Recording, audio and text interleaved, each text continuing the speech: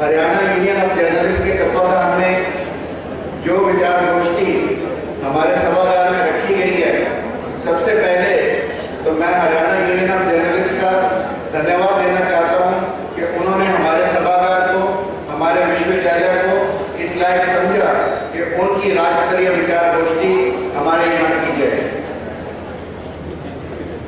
आज समय बदल रहा है। आज जर्नलिज्म के मायने बदलते जा रहे हैं। कहते हैं जिंदगी का सार अनोखा है, मृत्यु का श्रृंगार अनोखा है। वैसे तो कागजों का पुलिंदा है अखबार मेरे दोस्त, परंतु पत्रकारिता का भाव अनोखा है। परंतु पत्रकारिता का भाव अनोखा है। यदि कोई मुझसे पूछे कि एक पत्रकार के क्या गुण होने चाहिए, तो मैं जर्नलिस्ट वर्ड को ही आप सब लोगों के आगे विश्लेषित करूंगा। सबसे पहले जर्नलिस्ट वर्ड में शब्द आता है जे। जे का मतलब जिंगोइस्टिक। जिंगोइस्टिक का मतलब ओवरली नेशनलिस्टिक, यानी जो व्यक्ति पूर्ण रूप से राष्ट्र के लिए समर्पित हो, राष्ट्र प्रेम में हो, राष्ट्र आराधना में लगा हो, वही व्यक्ति पत्रकारिता के लिए सही व्यक्ति है। अश्विनी जी हमारे बीच बैठे हैं। इनके परिवार का लंबा इतिहास है राष्ट्रीयता के लिए।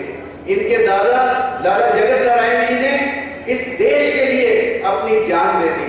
इनके पिता श्री रामेश चंद्र जी ने अपने देश के लिए अपने प्राणों की आहुति दे दी।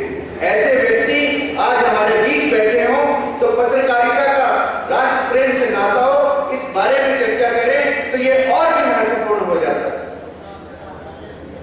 स्वामी विवेकानंद के बारे में कहते हैं, जिनकी स्मृति में हम ये विचार गोष्ठी कर रहे हैं, कि जब विदेश में गए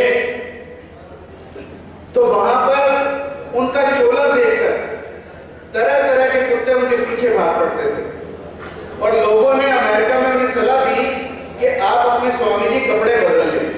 तो स्वामी जी ने अपने चोगे के स्थान पर विदेशी वेशभूषा अपना ली और जब सिर पर जो आप साफा देखते हैं स्वामी जी के, इसकी जगह पर अंग्रेजों ने कहा कि आपने स्वामी जी सब कुछ बदल लिया, परंतु आप अपने सिर का हैट क्यों नहीं बदलते, आप अपने सिर का साफा क्यों नहीं बदलते। तो स्वामी जी ने कहा कि मस्तक पर तो मेरे हिंदुस्तान रहेगा, मस्तक पर तो मेरे हिंदुस्तान रहेगा। यानी ऐसे स्वामी जी की याद में यदि हम इस विचार गोष्ठी को करें तो सबसे पहला अंग किसी भी पत्रकार का बनता है कि वो राष्ट्र को प्रेम करे, अपने जीवन को राष्ट्र के प्रति अर्पित करे। ये सबसे पहला कर्तव्य एक पत्रकार का है। बाकी सब चीजें गौण हो जाती हैं जब हम अपने राष्ट्र आराधना में लगे। दूसरा शब्द जर्नलिस्ट में आता है ओ। ओ का मतलब ऑकल्ट पावर्स। एक पत्रकार में सुप्त शक्तियां होती हैं। एक पत्रकार इस देश के जनमानस को जगा सकता है। यदि आप लोगों ने अश्विनी जी के एडिटोरियल पढ़े हो तो आप समझ सकते हैं कि देश को जगाने का काम एक पत्रकार कितने महत्वपूर्ण ढंग से कर सकता है। यदि हम अपने स्वाधीनता इतिहास में जाएं तो महात्मा गांधी, लाला लाजपत राय, भगत सिंह, गोपाल क्रांतिकारी हुए, सबका पत्रकारिता से कोई ना कोई नाता था। सब लोग पत्रकारिता से अपना संबंध रखते थे और अच्छे पत्रकार थे, इसीलिए क्रांतिकारी आंदोलन में उन्होंने हिस्सा लिया। आज पत्रकारिता क्रांति को लाने के लिए नहीं है। पूरे विश्व का इतिहास आप उठाकर देख लो, भारत ही एक ऐसा देश है जिसमें यदि क्रांति आई तो पत्रकारिता के माध्यम से। और आज बड़े दुख का विषय है कि क्रांति के स्थान पर पत्रकारिता भ्रांति का विषय हो। आज भ्रांतियां फैलाने में पत्रकारिता का अहम योगदान होने लगा। हमें इसे रोकना होगा। और जब मैं किसी जर्नलिस्ट के अंदर सुप्त पावर की बात करता हूं, सुप्त शक्तियों की बात करता हूं, तो मुझे याद आता है कि तोतों को कैसे पकड़ा जाता है। तोतों को पकड़ने के लिए लोग एक रस्सी का उपयोग करते हैं, कोई पिंजरा या कोई जाल नहीं होता। उस रस्सी पर छोटी छोटी गिट्टियां लगा दी जाती हैं। तोता आता है, उस गिट्टी पर बैठता है और अपने वजन से उसकी गिट्टी मुड़ जाती है। अब तोता हवा में उल्टा लगता है और जितना उल्टा लटकता है और जितना जोर से रस्सी को पकड़ता है उतना शिकारी का काम आसान हो जाता है। शिकारी आता है, उस तोते को पकड़ता है और उतार कर ले जाता है। यही हाल हमारा है। जैसे तोता अपने पंखों को भूल चुका है, तोता भूल जाता है कि उसके पंख लगे हैं इसलिए उड़ता नहीं है, इसी तरह से आज का पत्रकार भूल चुका है कि उसके अंदर सुप्त शक्तियां इस देश के जनमानस को जगाने के लिए, इसलिए सबसे आवश्यक चीज है हमें उन सुप्त शक्तियों को जगाना है। इसलिए मैं ऑकल्ट पावर्स की बात। तीसरा, यू का मतलब अनफोल्डिंग द फोल्डर। जो चीज छुपी हुई है, जो चीज दबी हुई है, उस चीज को निकालना ये एक पत्रकार का काम है। यदि हम एक फोल्डेड चीज को अनफोल्ड कर सकते हैं, लोग कहते हैं कि पत्रकारिता चौथा स्तंभ है। मैं ये कहता हूं कि ये चौथा स्तंभ तो है ही है, मेरी परिभाषा में ये एक चौथा चश्मा भी है। आंखों का डॉक्टर हूं, लोग मेरे पास आते हैं चश्मे लेकर। किसी के पास एक चश्मा होता है, किसी के पास 2 चश्मे होते हैं। मेरे पास एक व्यक्ति आया, उसके पास 3 चश्मे थे। मैंने कहा कि तू एक चश्मा मेरी समझ में आता है, दूसरा चश्मा समझ में आता है, तो इतने चश्मे किस लिए लेकर घूम रहा है? उसने कहा डॉक्टर साहब, पहला चश्मा दूर देखने के लिए, दूसरा चश्मा नजदीक देखने के लिए। तो मैंने कहा तीसरा चश्मा? तो उसने कहा तीसरा चश्मा इन दोनों को ढूंढने के लिए। तो मैंने कहा कि तू एक काम और कर कि जहां तूने 3 रखे हैं वहां तू चौथा और रख। उसने कहा डॉक्टर साहब आप 3 से तंग थे, मैं चौथा किस लिए?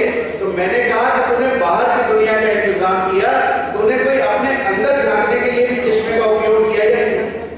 तो ये चौथा चश्मा पत्रकारिता हमें अंदर झांकने का एक मौका देता है, हमें अपने अंदर झांकने का मौका देता है।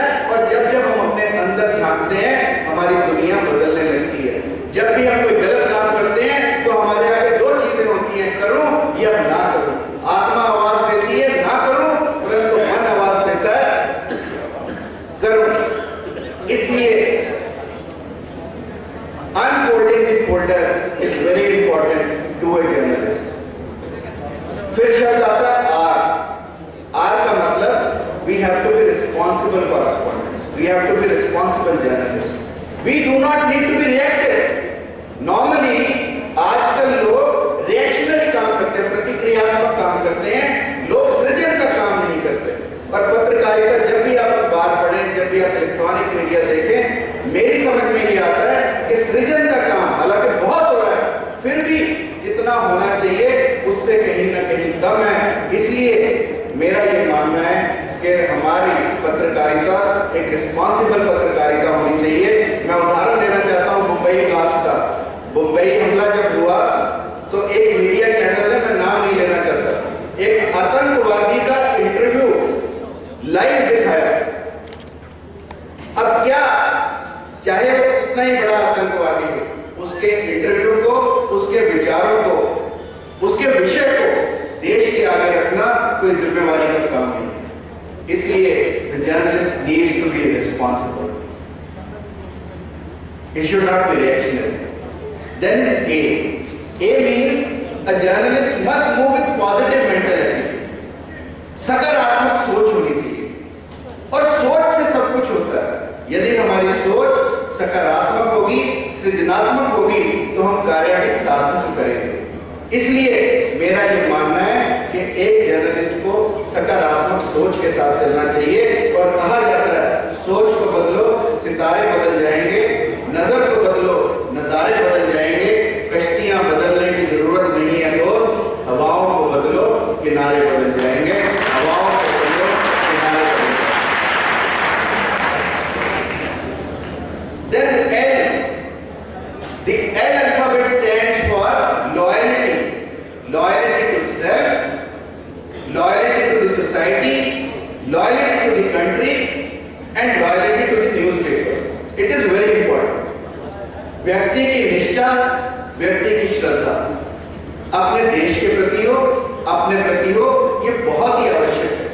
और जब जब हम निष्ठा से कोई भी कार्य करते हैं तो हमारी सोच भी बदलती है। इसलिए मेरा ये मानना है कि एक जर्नलिस्ट को लॉयल होना चाहिए। और जब मैं लॉयल्टी की बात करता हूं तो मुझे याद आता है गालिब का नाम सुना है, बहुत बड़े शायर हुए। गालिब को बहादुर शाह ने बुलाया भोजन के लिए। गालिब शायरी लिख रहे थे, मैले कुचले कपड़ों में थे, बहादुर शाह ने बुलाया, चले गए बहादुर शाह के महल में। और जब महल पर पहुंचे तो दरबार ने गालिब को बाहर निकाल दिया। गालिब को बड़ा बुरा लगा। दरबार ने कहा कि तुम्हारे कपड़े इतने मैले कुचले हैं, तुम इस लायक नहीं हो कि तुम अंदर जाओ। गालिब वापस गए, कपड़े बदले, फिर महल में आए तो दरबार ने आने दिया। जब अंदर आ गए तो बहादुर शाह ने उन्हें अपने साथ बैठा लिया। थाली सज गई, खाना खाने लगे तो गालिब ने खाना मुंह में डालने की बजाय खाना अपने कपड़ों पर लगाना शुरू कर दिया। लोग बड़े हैरान हुए। तो गालिब ने कहा कि आलम को ना आपने बुलाया तो गालिब को था, पर गालिब नहीं आया, गालिब के कपड़े आए। तो ये लॉयल्टी, ये निष्ठा आज के पत्रकार में चाहिए कि जाए तो पत्रकार जाए, ना कि उसका पद जाए, ना उसकी प्रतिष्ठा जाए, ना उसका पैसा जाए। जिससे ऐसी निष्ठा पत्रकार के अंदर पैदा होगी, मान लेना मेरी बात, इस देश की तस्वीर बदलेगी। फिर शब्द आता है आई। आई का मतलब इनिशिएटर। एक पत्रकार को इनिशिएटर होना बड़ा इंपॉर्टेंट है। बात की शुरुआत कौन करे, बात को चालू कौन करे, ये बड़ा इंपॉर्टेंट है। हम कहते तो सब है कि सबसे पहले कौन, पर सबसे पहले कौन है बताओ आप मेरे को। इनिशिएट करना किसी भी चीज को एक पत्रकार की बहुत ही अहम जिम्मेवारी है। कहते हैं मेवात में कभी पहले, थोड़े साल पहले बिजली नहीं होती, और वहां पर एक रिवाज था कि हर आदमी अंधेरा दूर भगाने के लिए एक टोकरी अंधेरे की पहाड़ के दूसरी तरफ फेंक आता था। और यह सिलसिला सैकड़ों वर्षों तक चलता रहा कि लोग अंधेरा दूर करने के लिए टोकरी उठाते, पहाड़ के पार जाकर फेंक आते, और अनंत समय से यह काम चलता रहा। उसके बाद कहते हैं रोहतक की कोई लड़की, मेवात में शादी हुई उसकी, और वो मेवात में चली गई, और वहां पर जाते ही पहला काम बहू को ये सौंपते थे कि तू अंधेरे की एक टोकरी उठा और पहाड़ के ऊपर की तरफ फेंका। उस लड़की को जब ये जिम्मेवारी दी गई तो उसने अपने दहेज का सामान खोला, एक मोमबत्ती निकाली, माचिस निकाली, मोमबत्ती जलाई, अंधेरा दूर हो गया। ये है एक पत्रकार का काम कि अंधेरे पर क्यों जलाएं, क्यों ना एक दिया जलाएं, क्यों ना एक दिया जलाएं। ये एक काम है पत्रकार। फिर एस का मतलब self discipline, self control, self restrain and self management. ये पत्रकार के लिए बहुत जरूरी चीजें हैं। और जब जब पत्रकार ने सेल्फ रिस्ट्रेंट दिखाया, अपने आप को रोका है समाज के प्रभाव से बहने के लिए, और समाज तब तक नई दिशा पर चला। ये है एक पत्रकार का काम। और टी का मतलब टाइम मैनेजमेंट। और अब मेरा टाइम हो चुका, इसलिए आप सब लोगों से विदा लेता हूँ, और आप सब लोगों ने